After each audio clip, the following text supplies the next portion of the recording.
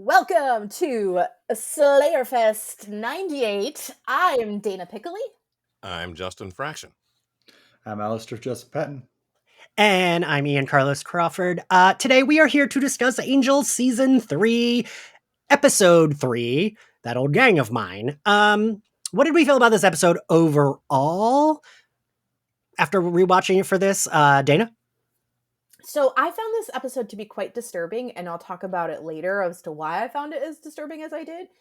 But I liked Wesley a lot in this episode, and I'm coming around to Wesley. I know this is something Good. we talk about because I've never been a big Wesley fan, but I love his little fuzzy hair in this episode. It's very the 2000. What is it? 2002 Yes. or something? Right. 2001.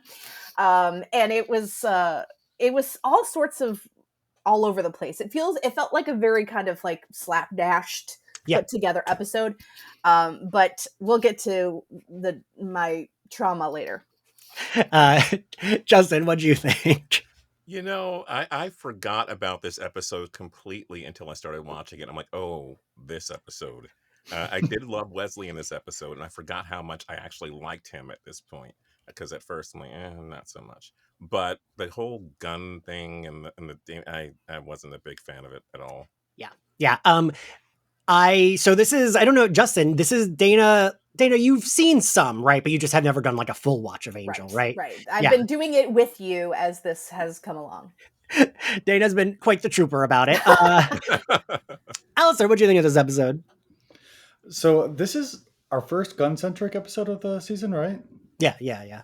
So it wasn't my favorite gun episode, I would say. But I felt like there was a lot of loose ties that they needed to kind of come back and try to take care of, so it needed to happen, but I don't really love how it happened. But I also don't really love how Gunn it did feel like he abandoned his crew. So he has to face a lot of that in this one. It felt very like in Arrested Development when it's like scene not found. It felt like there was a lot of that in this. Like I kept being like, okay, but like he did kind of abandon, like the way they were talking. I was like, well, he did. Like I don't know how we're supposed to take that because he was the leader of these guys, and then he just doesn't show up. I get why he did. I mean, he's carrying around this like enormous weight of guilt, and he's so terrified to get anyone else that he cares about killed. That's the thing, and I do like that we at least acknowledge his sister, who we rarely ever bring up, and that would have to be like a big point of trauma, right? Like, oh, I had to kill my sister because I'm fighting alongside a vampire. Right. So like, I'm glad we at least talked about her and had like kind of talked about that, but also in my brain, it was like the Caritas, which is only like 20 minutes or 15 minutes. In my brain and my memory, that was like the whole episode. Like they're all held captive, and it's like I thought it was Angel and Cordelia trying to figure out how to save them was like most of the episode. Because that is the more memorable part. Well, I mean, Cordelia's hair is excellent in this episode. You know, it is. I forgot about that style. It's an excellent. It's like a lob. Yes. Excellent. It's like almost like it's like a little bit like the Gail Weathers and Sydney from Scream 2. And it looks good on her, I think. So I know a lot of people don't like the bob, but I think at this point, the bob, yes. Yeah. So I never understood why Gunn was so underutilized, because he has like all of these resources, like in these other people, whenever they're trying to figure stuff out, you have people who are covering a certain area of LA, protecting it, defending it. And it never made sense to me that we didn't lean more into that as him being more resource heavy, because they continually always call Gunn like the muscle of the group, but he's not really the muscle of the group, I feel like. And I think he could be a lot more resource heavy than they really use him for. I feel like, yes, you are correct with that. I feel like they never knew what to do with Gunn. J. Aldrich Richards, I feel like, does a really good job with what he's given. Yeah, he's great. And I like looking at his face. He has such a beautiful face, and I you find it like instantly able to empathize with him. He has a great smile. Yeah, and he has like it's like nice, and he's like when they let him be charming, he is very charming. Yeah. But also, it's like all the Black and Hispanic characters are in a gang. Gunn left Yeah. the gang, like, and they don't even know how to write the Black and Hispanic characters. Like, I was like, 'Cause these they what is that? What is he saying? It sounds so, oh gosh. Yo, Gunn, what's going on? Yeah, I I know. mean, were there any like POC people in the I- writers' room? Do we know? I don't I think can- so. I can say like pretty sure that no, even Yeah. without looking it up. Well, Tim Minear wrote this episode, I believe, right? Mm-hmm. I think so, yeah. And I think Joss Whedon maybe I saw his name at the end, which was surprising. I mean, well, not surprising, but it was. I feel like he wrote so little of Angel. I think it was they co-wrote it. I think. And it was directed by Fred Keller. Okay. And the gang, all the characters, they like. It feels like one amorphous blob, but it's like a bunch of different people. And like, I just wish they like had them have different personalities, especially once they get in the Caritas. It's like, I don't even like at that point, I was like, isn't one of them supposed to be kind of on Gunn's side? But like, they're all just kind of get the same dialogue. But we did see these guys before. Dana, you might have been on for, were you, the zombie episode? I was on an episode with Gunn's Okay. where we get to see Gunn's old crew.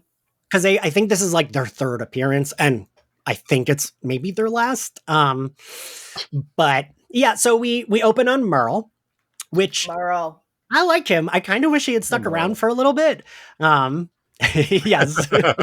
R.I.P. my green baby boy. I like that actor. I find that like the thing Angel does do really well is, and I think this episode, I mean, it's not even subtext, it's the text of like, look, demons aren't all bad. And I like that because Buffy, I don't think quite got there until Clem. Mm-hmm. And this like predated that, or this would have been the same season. And I think Angel does do a good job of that. And that is the thing I will give this episode credit for. One of the few things. I like that. I like that Merle, we are having Angel apologize to him. And it is like, they're like, no, Angel, like, you know, you are shitty to him. And I like that we are supposed to side with Merle in this fight. I laughed out loud when it was clear that Cordelia wrote the apology. She's like, it's not the text. Yeah. The text is good. You know, I think Justin, I don't know if I've said this in a recording, but I've told Justin this, that like, when I think of Cordelia, I think of Justin often because you used to always like Cordelia reaction gifs and like photos were like your thing for like years on Twitter. It was always Cordelia. So I always think of you with her. And I was wondering what you thought, because I do think this episode, this season in general, but this episode did a lot to develop and show her growth, I thought. Did you like? Oh yeah, her kindness towards Fred was wonderful to watch, and even the consideration for what she had been through. It's not just about Cordelia; yes. It's about and she's also helping out Angel a little bit here as well, which she does most of the series. But it's also this is just such a simple thing. She doesn't want to do it, but she's going to do it. She's going to try. I always get really happy to see that, and it is wild. Like, I like Wesley's development, but Wesley's development does feel a little almost like a rewrite because right, Dana, you're saying you're starting to like him now, but right, he is so different from. It's very, so I'm watching the L Word season. I'm on season 3 right now. I mean, I watched it back in the day, but they did the same exact thing to Helena Peabody.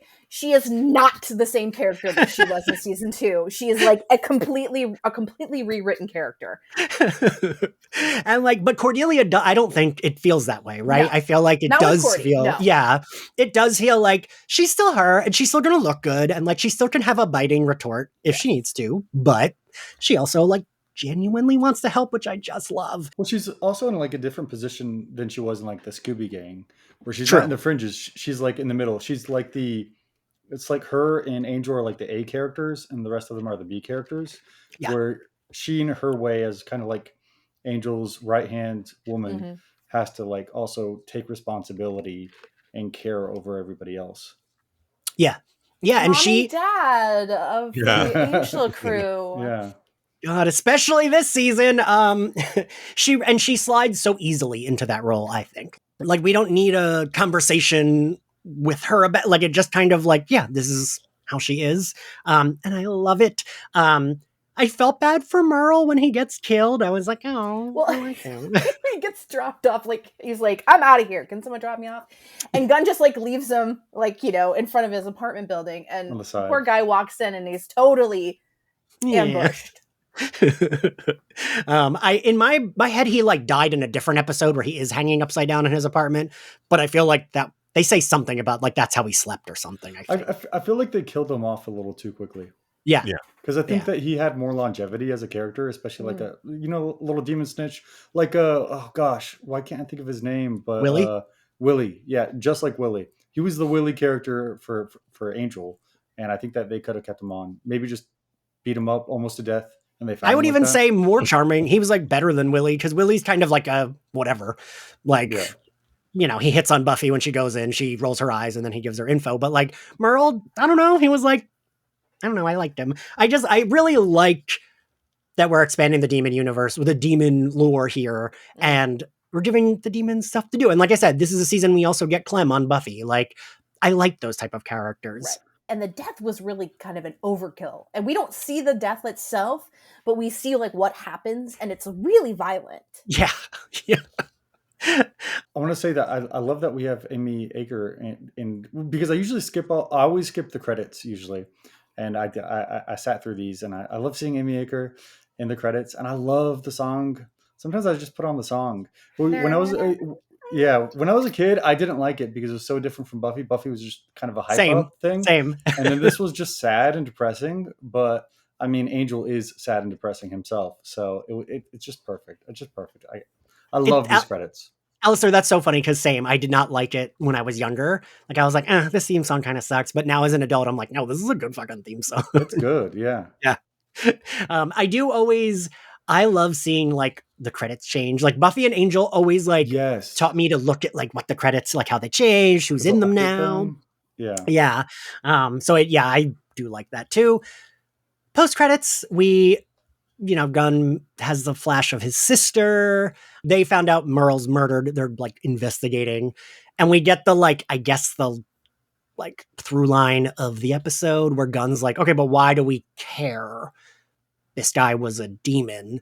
And he gets pretty chest puffy with Wesley and Angel, right? But hold on, so Rondell is like his like bestie, right? Yeah. Like they were super tight. They were like, together in this. And it's is it Geo? Geo comes in and Geo is kind of pushing like back at Gunn like right away, and he was like, this guy loves demons, so I hear.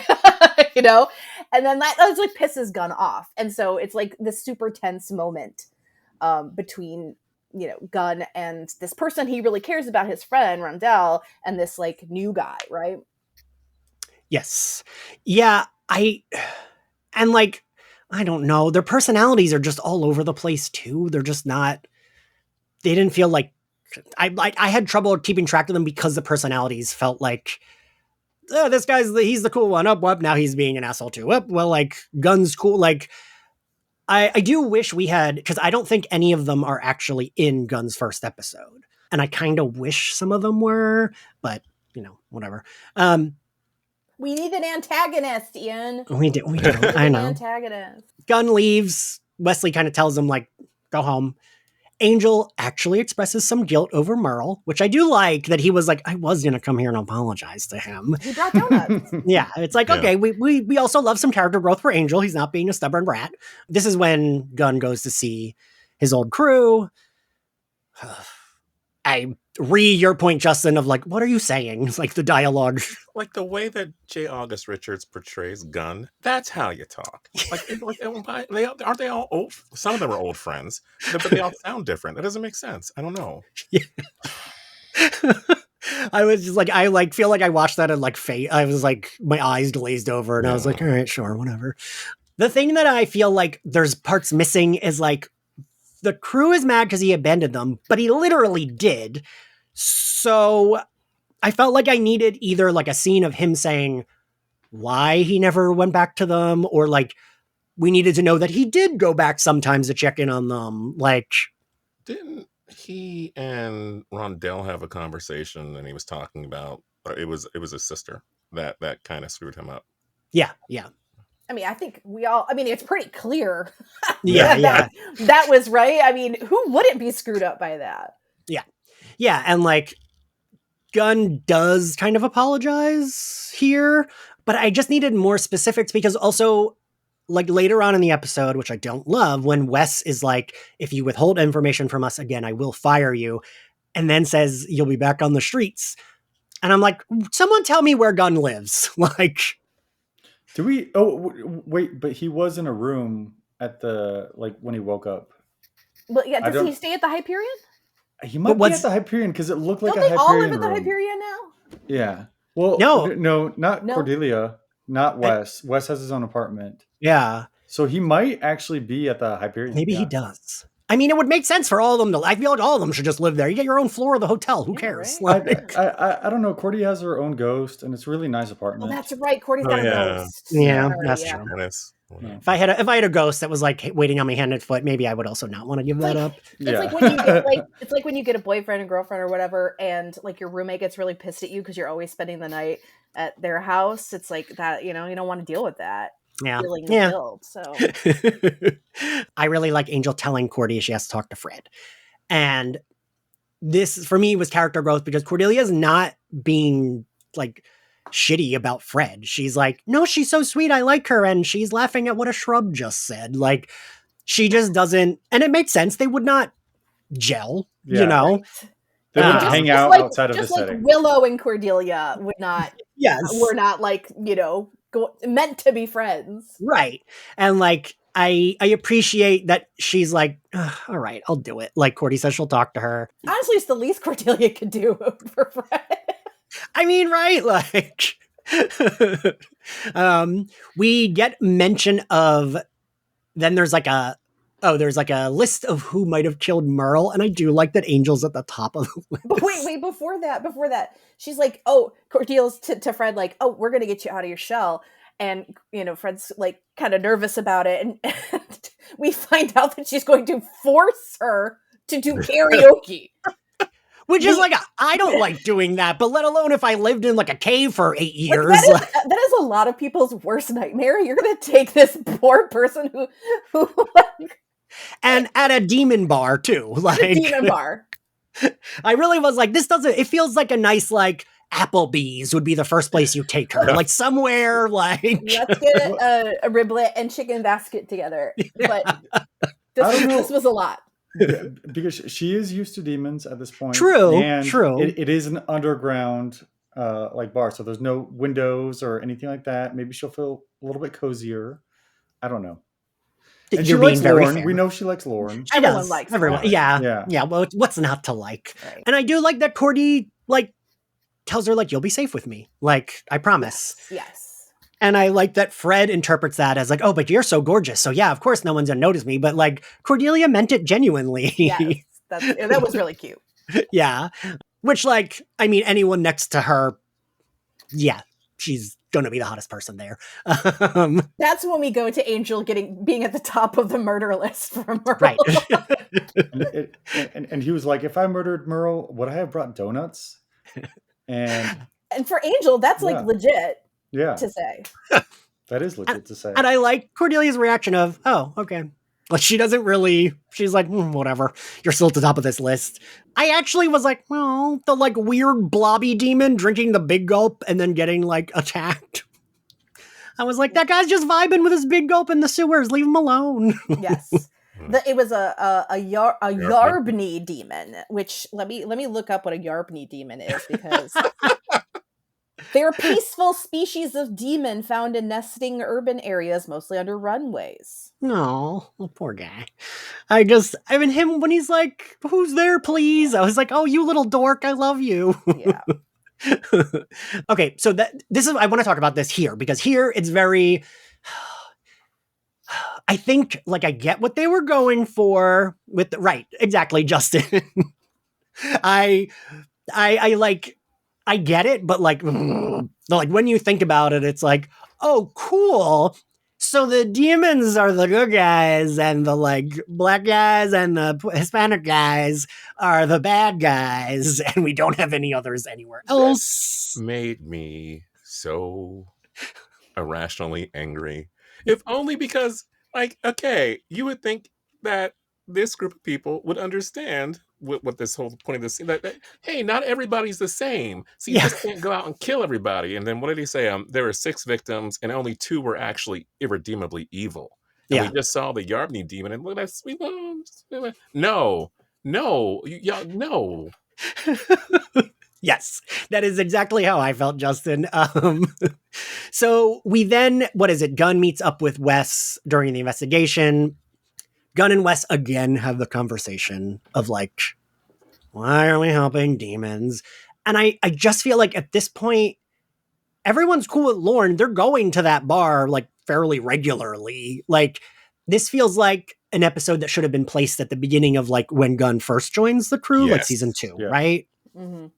Because it feels like Gunn is past, like we've passed this point with Gunn already. So it feels weird doing this now. Well, it's also like if Gunn had kept in touch with them, like I was saying about the resources that since he's been with Angel Investigations, instead of them just attacking because what they're trying to do is obviously be proactive about possible threats, and proactively kill demons, which they see as complete threats.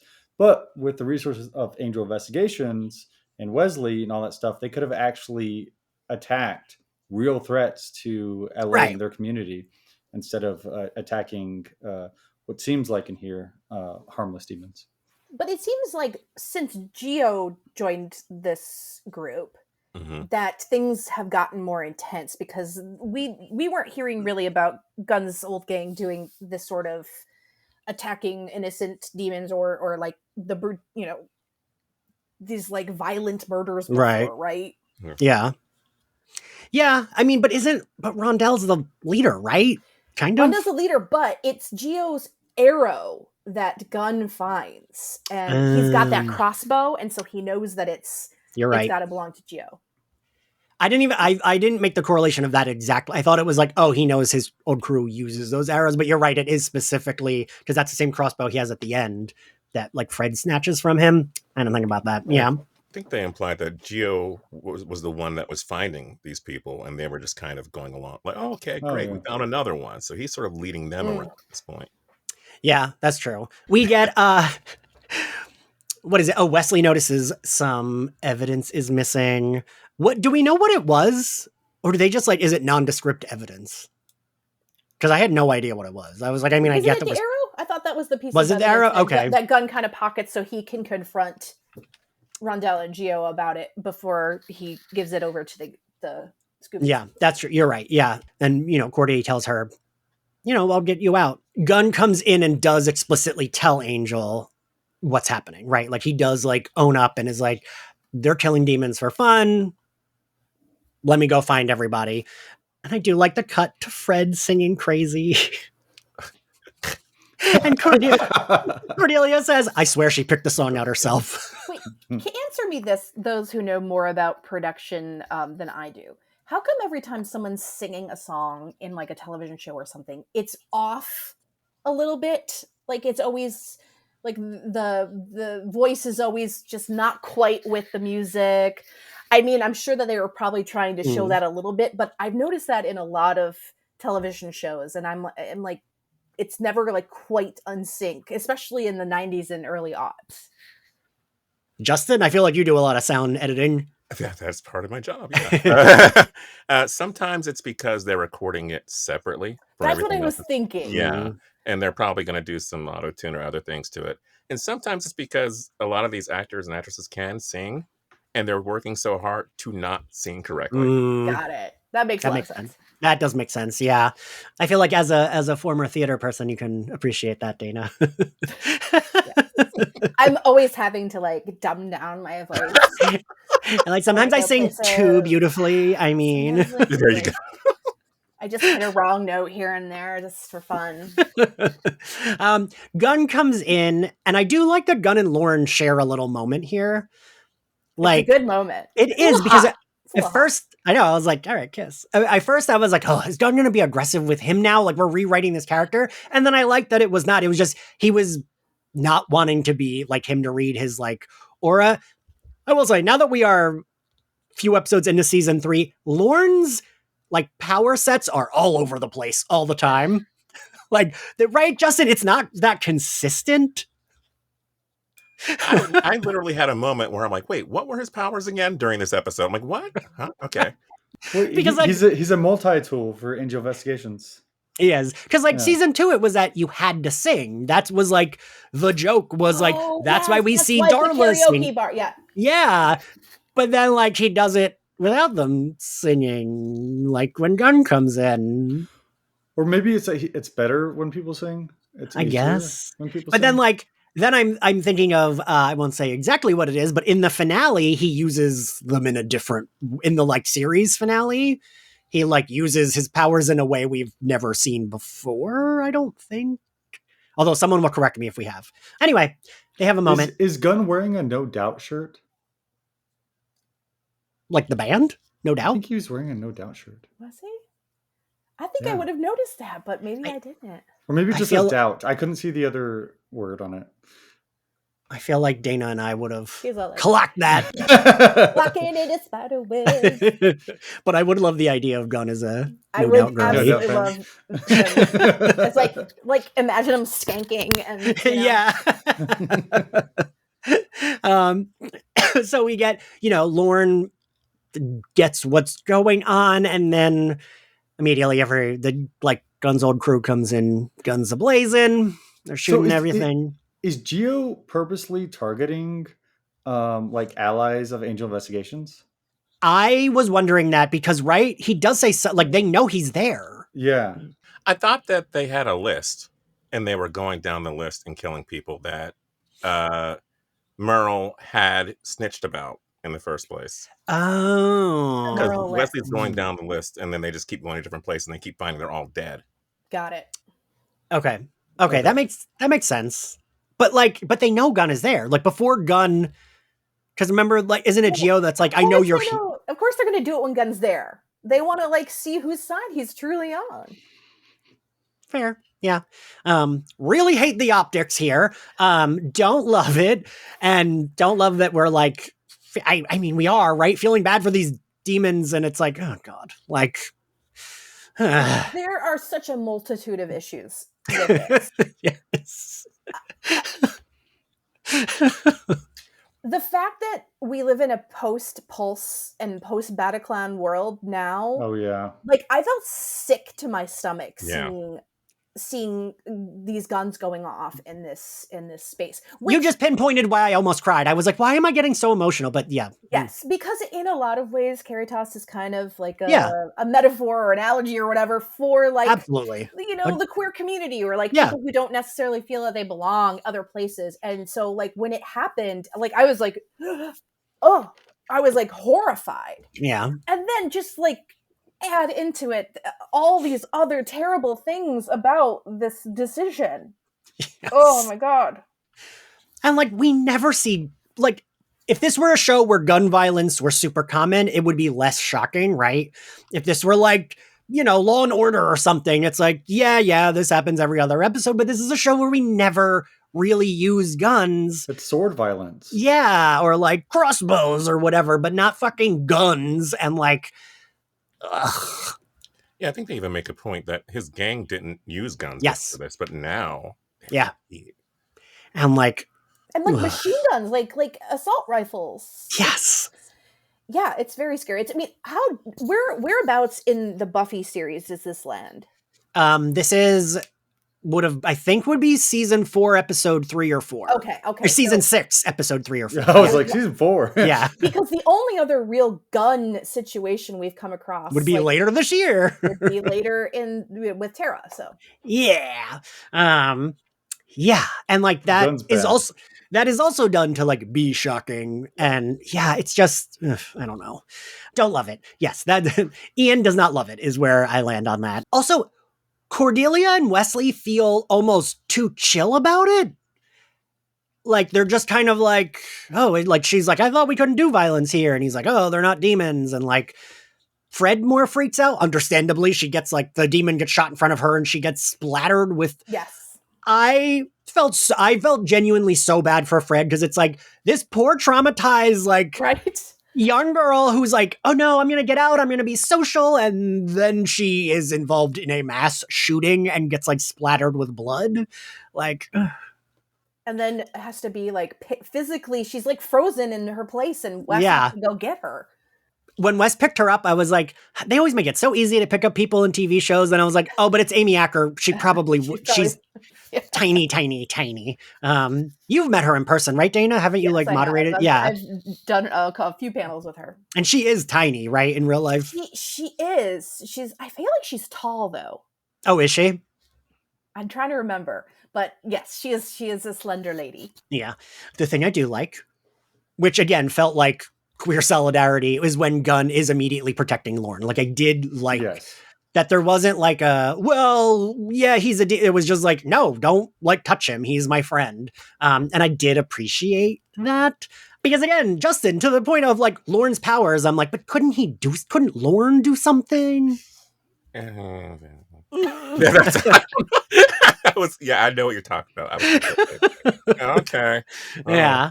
For research purposes, Amy Acker is 5'8". So yes, she was taller than me. I was correct. Oh, Dana, are we the same height? I'm 5'4". No, you're taller than me. Oh, I thought I'm thinking of like when we met, and I'm like, weren't we the same height? I don't fucking God, what is my memory? Taller you. Hold on. Wait, what's happening here? I'm 5'7". I'm 5'7". Okay, sure. Okay, yeah. I can't tell if you're saying okay, sure, because I'm shorter, or like I felt like you were taller than me. But like, okay. It's but his personality. It's his outsized personality. You're just such a larger than life personality. Alastair, do you know how tall exactly your husband is? He is 5'9". Okay, because Zach's only like a pinch taller than me. Because I'm the same height as Zach, maybe like a quarter or half an inch taller. Okay. Yeah, I thought you were taller. Yeah. God, where are we in the episode? Yes. They're letting Cordy go? Well, they say that they basically make a deal that like one of the humans gets to leave. And she's like, I'm not leaving without Fred. And which I like. Yes, you are. Yeah. I appreciated the effort, Cordelia. Yeah. Because she's not going to win against a bunch of dudes with a bunch of big guns. Right. And then the poor weird green demon being like, oh God, like terrified. I was like, Jesus. Like, I did appreciate that green demon at least got to bite the dude's head off in the end. But then also the green demon dies. I just hated when we kept cutting to him. So I was like, oh, stop showing me this poor little like gross gremlin demon crying and little upset. Frog guy, yeah. We go back to the hotel. Cordy does not want Angel to go because it is a trap and he can't fight. But he's got a little trick up his sleeve, or should I say 3 tricks up his sleeve. I did like that. I did. Trick. I mean trick. Yes. I did. I was like, give me more of this. Like when she's talking and they're like, Angel. And correct me if I'm wrong, she does basically promise them another orgy with Angel in order to get this taken care of, right? She does. Yeah. But I don't think he's too mad at it because I feel like he knew what the deal would be because the way he looked, he's like, I owe you. I was like, oh, that man knows he's about to fuck. Like,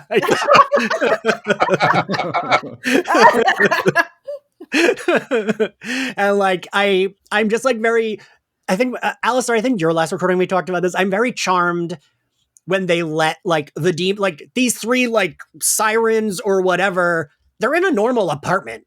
Like, I like that it's like in a nice loft. Yeah, and like Cordelia's on their couch, but they're like floating and like talking in unison. And I was like, I'm just very charmed by the fact that these 3 are roommates and they live in a regular LA apartment. I mean, like, where else would you live? It's not like there's like cottages in LA. True. Well, I guess you can go outside, you know. They don't seem like in the cottage city kind of furies, though. They don't. They seem like big city furies. They're big city furies. They left the cottage furies for the city. Justin, Alastair, I feel like both of yours knowledge is better than mine. We don't ever see these 3 again, right? Or do we? I feel like we do one more time. I think I want to say we do one more time because remember they do the same thing to the hotel, the Hyperion. Right. Yeah. Okay, yeah, I think you're right. Yeah. Mhm. Because I was confusing them with the oracles in my head at first. Because I Mhm. did like the oracles. I wish they'd stuck around. And I do like when Cordelia realizes that she's promising them sex, but she's like, Ugh. Angel doesn't have money. How do you know? I don't. Oh. She's like, he's bad with finance. I love it. She's always like happy to spill Angel's secret. Definitely, yeah. And she's like, God. this She one will throw doesn't him even under have a the 401k. Yeah. He's 300 years old, doesn't have a 401k. What an idiot. We go back to Caritas. The dudes are doing karaoke, and then Lorne reads Geo. It is Geo, right? That he reads. Yeah, I Geo. didn't put who he reads in my notes. Yeah. Mhm. Said something about like, oh, you left Miami, you betrayed her, whatever. No, he didn't say you betrayed her. He said something you did to a woman. She trusted you, which makes me think, like, did he assault a woman? Did he kill a woman? Because it doesn't sound like to me like he just betrayed her trust. And You are right. And it's like nondescript. So it's like, Yes. He punches Lorne to get him to stop. And Lorne does like the coolest like little face turn. Okay, with the what blood. the fuck was that? Because I was like, oh, Lorne's about to do something, but he doesn't. Oh. He can't yet. I mean, I yeah, know. he can't. But He's like, but I still know. Because can Lorne, when he reads, he can sometimes predict the future, right? Isn't that kind of like isn't it like a vague, like maybe he knew the guy was going to die soon? Oh yeah. Because isn't that why Lindsay leaves? He like reads Lindsay and is like, there's nothing good in your future or something like, isn't it like, it's almost like a tarot card reader where it's not like a direct, Yeah. where it's not like a direct, I don't know. Again, his powers are so like, whatever we need them to be. Justin, are you looking this up? Because I see you. It's been bothering me all episode because we've been talking about what exactly was his power set supposed to be? Because I know it was a singing thing, but then it just got so. Yeah. And in episode 2, when Cordelia is like suffering from her visions, he is at her bedside he's like, oh, I'm going to soothe her, and like puts his hands on the sides of her head. He's a Reiki master. You don't know, Ian. True. Maybe that's something separate. That's not a demon power. That's just. Lorne does his smile with blood. I feel like people will tell me what that, like, I feel like people in the comments on Slayerfest will be like, I think it was this. So I'm having faith in our listeners. Of course. Justin, you shook your head. What did you find out? Okay. So aura reading, of course, when they're singing or whistling, that was there. Also telepathy when they sing, hum, or whistle. And then precognition, which we just talked about. Okay. And retrocognition when he learns their past. Okay. So those are his psychic abilities. Okay, so he used the retcon. Well, and also, I think they got into this in season 2 when they visited Pylea, is he uses like the same powers as his kind in a different way. Yes. So I think it's just like, but he's like, I'm better at like when people are singing. I think it's an easier avenue for him to tap into his powers is when people sing. That makes sense. That's exactly what it says here. Yeah. Okay. He can read basic details about auras even without the need for singing. So there we go. So he's a really good people reader or any creature reader. So anyone who is listening and screaming at us to be like, you idiots, I know what it is. Now we all know what it is. Yeah. Or if they're in emotional distress. Oh, which makes sense. There we go. Because of how he's reading. Yeah. Like how he's read some of them when they've been. So then that absolutely is why he smiles, is because he knows a guy's going to die soon. Okay. Okay, so do we need to have this weird segue with the baby killer demon or like the baby eating demon? The fuck was that? Was so weird, you guys. I don't even know what was happening. And he's just kind of like mumbling, like, I'm going to eat your tasty babies. It was so... It's like, this is like it felt like he stepped out of like a Nightmare on Elm Street movie to be in Angel for like 5 seconds. Oh, those tender babies, I'm going to eat them. And like, okay, what's the point? Dude, are you trying to get killed? Like, what's going on here? I was watching the show and I missed it when he first appeared, and I just heard this random voice in the background. Hey, baby, it's crispy babies. I'm like, what is happening here? What's freaking? I think Gio's also using that as like a justification. He's like, this demon in here is a baby eater, so obviously we're doing the right thing here. But like, if you were said baby eater, wouldn't you try to play it down? I'm trying to play it down. Maybe he's proud of his baby eating. He's like, I'm not a vegetarian. I don't do that stuff. You know? Fair. I also think that demon sounded specifically like Dave Bautista. Like I looked him up to make sure it was not him. Like Dave Right? I was like, that could be him. He wasn't that famous back then, so maybe, but it was not him. Yeah, that scene made me feel nuts because it was like the demon is talking while Gunn and I think Gio or Rondell are talking, and like it was hard to understand. All you hear is like tender babies or like crispy babies like every so often, and then Gunn like shoots him. Yeah. Does he just wound him to get him to shut up? I couldn't quite tell. I think he kills him. He just has to get his fix. You know, he's got to get a baby stat. You know? Yeah, he's fiending for babies. What if the voice of this character whispering about crispy babies was supposed to symbolize the conflict in Gunn's mind? That's because we were looking at Gunn and there was conversation happening. You're just hearing this in the background. And finally, he snaps.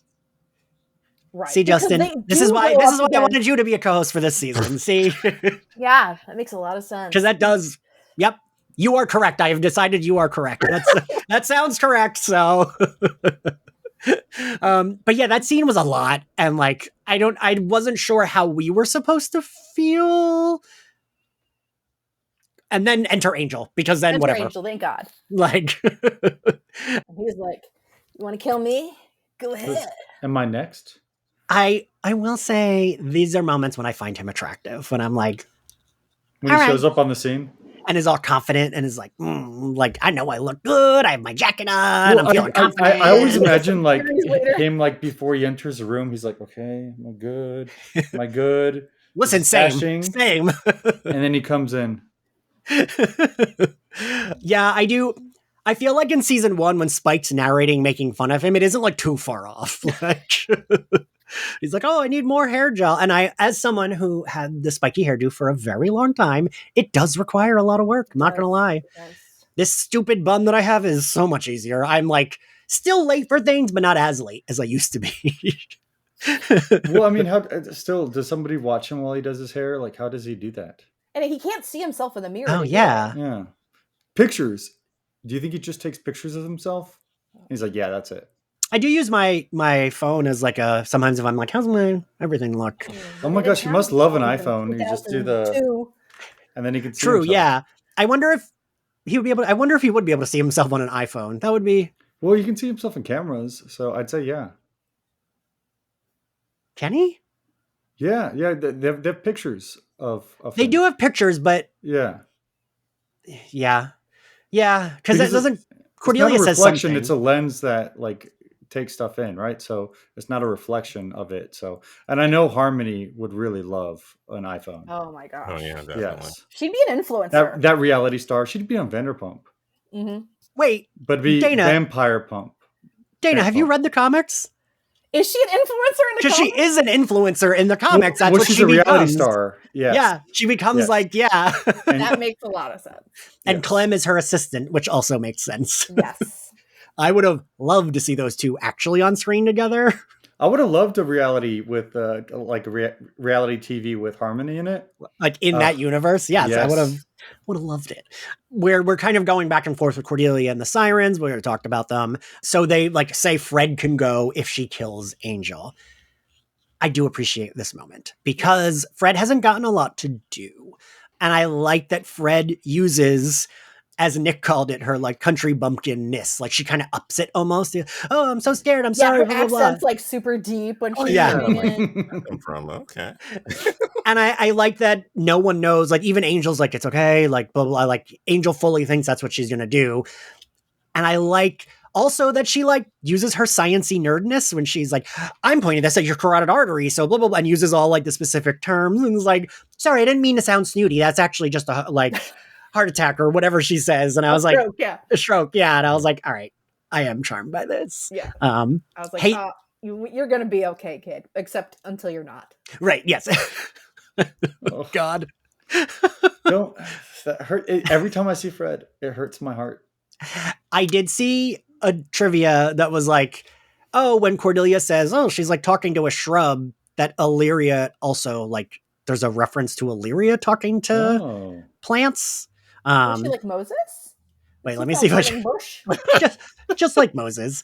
Cordelia sees Fred apparently talking to plants. Illyria, who will take over Fred's body in a hole in the world, has the power to communicate with plants. That's what it is. Okay. Nice. Easter egg. Thanks. Did not know that was I couldn't even have told you. Did you know that, Alastair? I feel like you knew that. Well, yes, I knew that. But side, thing real quick. Yeah. If you enter into ChatGPT, like Illyria versus Glory, it'll go through like the entire like battle and like what will happen at the end. And I kind of just went down a rabbit hole of just putting like Buffyverse characters versus this other Buffyverse character. And it's really interesting, honestly. So Illyria would win in a Glory versus Illyria battle. I think that sounds correct, right? Especially with her controlling time. Yeah. Yeah. But also Glory's not at her full power in this universe, whereas Illyria was. So I feel like strength-wise, they're probably the same, but then Illyria has like a bunch of other powers, other side powers. Yeah. I know about Illyria. I just haven't met Illyria. Okay. So you're gonna. I mean, I love Illyria. Illyria's like very memorable for not like when I think about it, I'm like, wow, she's only in what, like 5 episodes, I think? She's not in a lot, but she makes a huge impact. She does. Speaking of things being entered into ChatGPT that are Buffy related, my friend Nick was like, oh, I entered like a Slayerfest episode into ChatGPT, like make a Slayerfest episode, and Dana, you and Zach were the ones that ChatGPT knew. It was really? It was so weird. It was like, welcome to Slayerfest 98. I'm Ian Carlos Crawford, and today I'm joined by Dana Piccoli and Zachary Patton Garcia, and our guests are buffering. Like, if ChatGPT like knew that. That's crazy. Which is so weird. Yeah. And like, I wonder why like you and Zach were the ones that it knew. Y'all have hosted a lot, so I feel you have, yeah. But yeah, I love that it like was very specific, but then also it was like, nonsense after that. But like, so then it was like, Dana's talking about X-Men, but like the beginning was accurate. I'm a star! I was like, how's ChatGPT know all our names? I like still only vaguely understand it. It's like the cloud for me. Fred points that arrow crossbow at him. She gets it taken away, but then the thing is lifted and Angel does his like cocky smile and says, I owe you, ladies. And he does.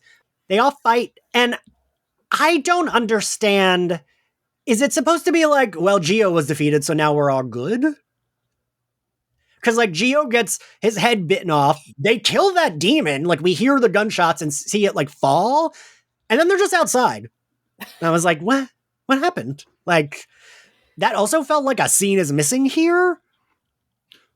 Maybe Gunn was able to take control of his group after Geo was dead.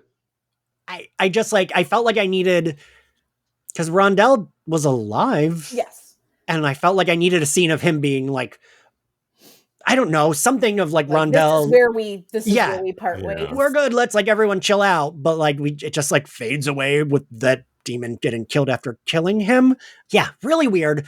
Then we get our like weird wrap up, which I mentioned Wesley.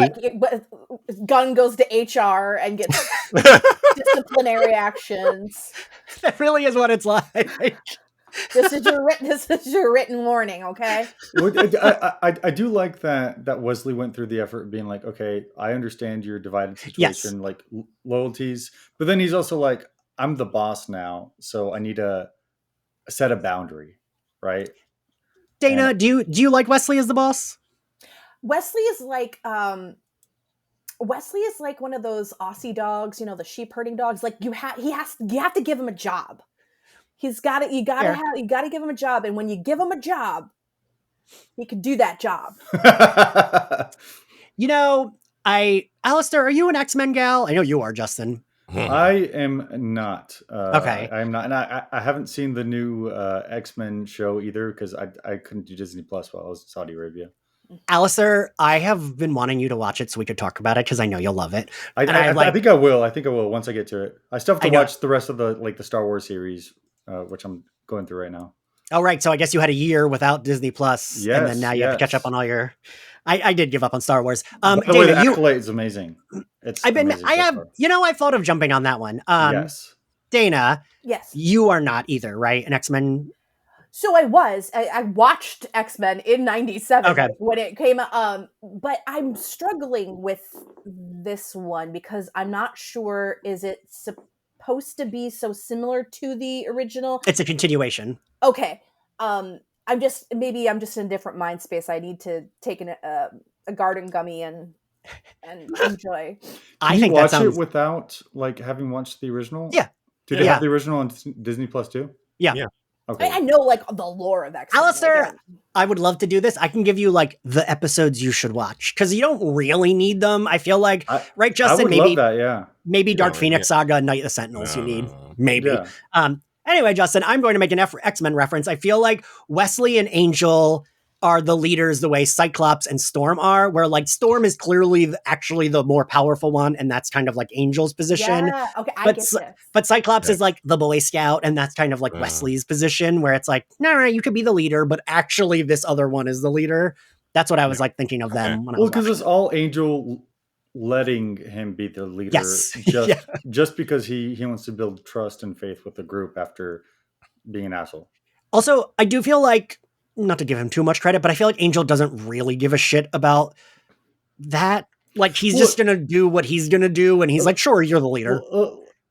Well, I mean, let's be honest, like, business-wise, it makes much more sense for Wesley and Cordy to be in charge of all of that. Yeah. And the faces of it. And then he can go fight and do what he's good at, while Wesley and Cordelia actually do the coordination. So I think it makes sense, honestly.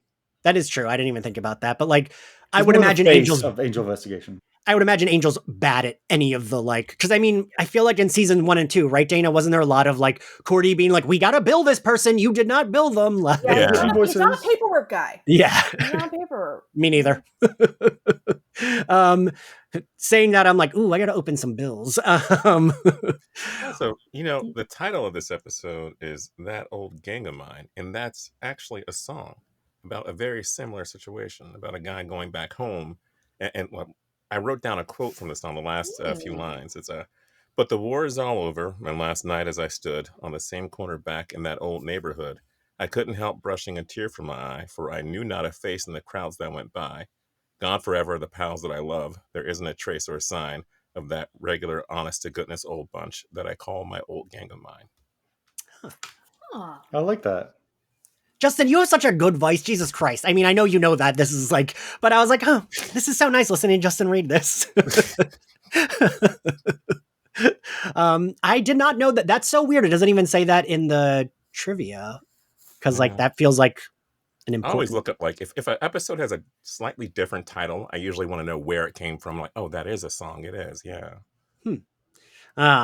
Yeah. Well, we are at the end. But wait, no, we're not yet, because we have this kind of cool moment between Gunn and Angel, right, about trust. Right. And Angel basically says, like, I know I can trust you when you kill me when you have to. Yeah. I was like, ooh. Well, I mean, it's always in the corner. Even with like Cordelia, like not discounting Angel as like a killer. It's like, okay, you're on our side until you're not, and that's always the thing with Angel. You're on our side until you're not, because they can't really trust him. And it's not untrue, right? Like, yeah. Well, and Angel gets that Gunn can't trust him, and Gunn gets that Angel can't fully trust him, but they also appreciate and like respect, I think, what each other is bringing to the table here. Yes. And I think it's kind of the start of some sort of beautiful friendship eventually ish, or at least like a partnership that works. Yes. The thing I will say is I do feel like Gunn and Angel have a pretty good understanding of with each other. Yeah. Maybe not of each other, but with each other, where they're both cool. It's like, we got to go fight these demons. Let's go fight these demons. Like, they're kind of like good, like, battle buddies. You know what I mean? Like, and Broody understands Broody, right? Yeah. It's crazy that, I mean, really, Angelus is Angel's alter ego. It's Beyonce has Sasha Fierce, Angel has Angelus, it's still the same person. You try to convince us it's not, but it's still the same person. So yeah, fair enough. The Chapel Roan is isn't her name like Katie or Rose or something? Dana, I only learned that recently, and I was like, oh, fucking duh. Of course that's not her real name, Ian. Like, I really thought that was her real name. My name is Chapel Roan. I feel like Madonna's real name... Vampire's favorite vampire. I feel like Demon Slayer's favorite slayer. Madonna's real name being Madonna, like changed my brain to think every pop star is using their real name. Because even as a kid, I thought it wasn't until I learned that was her real name. Like I just always assumed, oh, that's just like her stage name. And then I learned it was her real name. And I was like, oh. Imagine if someone gave Gaga like the name Gaga. That's just her name. Hey, Gaga. God. My daughter Gaga. Now we are at the end, right? You're gonna put the Chapel Roan thing I just said as like the soundbite for this, aren't you? You're damn right. Ashley's gonna cut that as a soundbite. Favorite scene, Alastair? I think the apology scene with Angel trying to apologize and everybody kind of like being there, like, you can do it, and Meryl just not taking it. All right, cute. Justin. Fred demonstrating her knowledge. I love scenes like that, like when Fred is just going off about that, or even when Wesley was just talking about, he realized the evidence was missing because he's used to gathering all this stuff. I just loved it. It was great. Dana? I'm going to say Cordelia and the Furies. I thought that was really great. I have a tie between Cordelia and the Furies and Cordelia talking to Fred outside, just because I like the character development there. I like that Cordelia is trying, but when she sits down, there is the awkward silence at first because Cordelia doesn't know what the fuck to say to her. I like that we're being presented with that, not in a way that Cordelia is being shitty to her, just like she just doesn't know what to say, which also is unlike Cordelia. So I like those moments. Favorite outfit, Dana? Well, I love what the Furies are wearing. It's like, isn't it kind of like a pink chiffony, like night dress? And it's like, it's very like ethereal and kind of cool and sexy. Alastair? I like Gunn's outfit. He's gone for the brown leather jacket because not everybody can wear the black leather jacket, because then everybody would be wearing the black leather jacket. Right, then that's all they'd be wearing. And his No Doubt shirt. Because I'm just going to say it's a No Doubt shirt. All I can read is doubt, but it's a No Doubt shirt. I'm going to have to look that up when we're done this recording. Justin, what was your favorite outfit? I'm going to have to go with the Gun outfit because I was looking that up during this episode, trying to figure out what that was. Is it Judo USA? What is happening there? I don't know. Fair enough. I'm going to go with Cordelia per usual because I think the Bob hits its stride in this episode.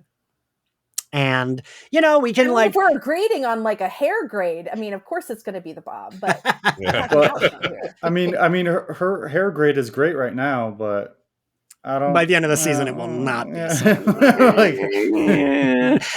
But it was in style back then, at least. It doesn't matter. It doesn't hold. Okay, hold on. A lob never goes out of style. But, all right. But you don't know what she looks like in the finale of this season. Well, okay, I'm just saying a lob. Yes. A lob.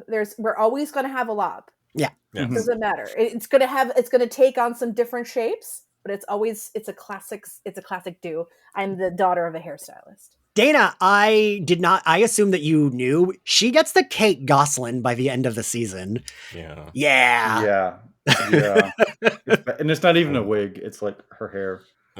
Why? Yeah. That's what we asked. Why? She just kept on going shorter and shorter, and then yeah. Also, as someone with thin hair, I'm like, why would you cut that thick hair? It's so beautiful. I'm becoming my fucking mom. That's what she would always say. Whenever I think of hair and Buffy, I always think of Anya and how Emma Caulfield would just go change her hair. They tell her not to, and she just come up with like a different do every time. I gotta say, that's like pretty like bold to be like, I don't fucking care. Like, I'm cast on the show, but I don't care. That's not my problem. I'm changing my hair. I'll do what I want. Yeah. What grade do we give this episode, Dana? I'm giving it a C. It's traumatic and problematic in a lot of ways. It deserves a C. Yeah. Justin? I'm gonna give it a C. I really want to give it a D, but I'll leave it as a C. There you go. Alastair? A B-. Okay. It has its great moments, and it is problematic in a lot of ways, but also explores, like, as we were talking about now, we were talking about Pulse and all that stuff, like stuff that does happen. But maybe also I think it was explored in a problematic way. Yeah, that's fair. Yeah. No, the episode actually, I will say, this is when Angel starts to get a little bit closer to Buffy, where the clunkers still have like good shit in them, and they're still like the characters feel a lot more comfortable with each other, so we can like have character moments in an episode where like I don't love the plot, but still have like really good character beats Mhm. and like moments of like, you know, Cordelia and Fred bonding and like. So, I mean, with that being said, though, I also give it a C. Every good show has bad episodes. Yeah. And every bad show sometimes has a good one. That is true. You know, Dana, I say that a lot about. Oh, shit. What the hell is the name of that show? Now that's a soundbite right there. There was that Stephen King show that was like a mixture of all of his stuff. I think it lasted like 2 or 3 seasons. Yeah. There in season 1, Was it like vignettes of his work? No, it was like the guy goes to a town and a lot of like the guy that plays Dr. Pennywise. No, it's like No? the guy that plays Pennywise, that actor, and they cast him on purpose, is like found in like a shit. I know what you're talking about. Yes. Someone is listening, screaming the name of that show. I know, I'm screaming it in my head now. I can't. What is it? I'm trying to find out. It's gonna kill me, Ian. Look what you did to me. So while I say the episode, one of you can look it up. That show I thought was like kind of boring. Like it was like a lot of like build up that went nowhere. But there is an episode where I think it's Mia Farrow plays his mother who has dementia. And we see an episode from her point of view, and it made me like bawl because it's like she keeps repeating the same things. But then we also learn that it's part of the town's like curse that Castle she is. Castle Rock. Yep, Castle Rock. There you go, Castle Rock. And I think it's like genuinely one of the best episodes of television. But I really hated that first season. But that episode was like so good that I always, even though I never went back to season 2, I'm like I should try because I did like I thought it was fantastic. And it was like she kept leaving a chess piece in the freezer. Yes, that is such a good episode. Yeah. Now that you're reminding me. Yeah. So like, yeah, you're right. Like you can not like a show, but then be like, but I love this episode. And I kind of like that can happen. Thank you to the 3 of you for joining me. Justin, I am so happy that you have come from our Magicians coverage to our Angel coverage. I love having you as part of the fam. And yeah, if you like Slayerfest 98, you can find us on Spotify, Apple Podcasts, anywhere else you get your podcasts. You can watch all of our videos because now we're doing video coverage on YouTube. Go subscribe to us, like us, give us a good rating, please, and thank you. You can support us on Patreon. We're going through X-Men the Animated Series and Batman the Animated Series, and went through Buffy Season 3 for its 25th anniversary, and we'll be going through Buffy Season 4. And if you want to follow us on social, we are at SlayerFestX98. If you want to follow me, I'm at ENX Carlos. Dana, where can everyone find you? You can find me pretty much everywhere at Dana Piccoli. And in the next couple of weeks, I'm going to be releasing a newsletter with some fun stuff. If you like queer pop culture things, sign up for it. It's free. Nice. You'll have to shoot me a link so I can promo it. Alastair? You can find me at Alastair J. Patton on all socials. And then I also do a Hello Gentle Viewers show on AZB Plus Patreon for my husband, and we do a monthly book club there as well. And Justin, where can everyone find you? Justin in brief on all platforms. We love a good branding. I love that all of us are consistent and have the same name. Thank you for joining me. Thank you all for listening, and we'll see you next time. Bye. Bye.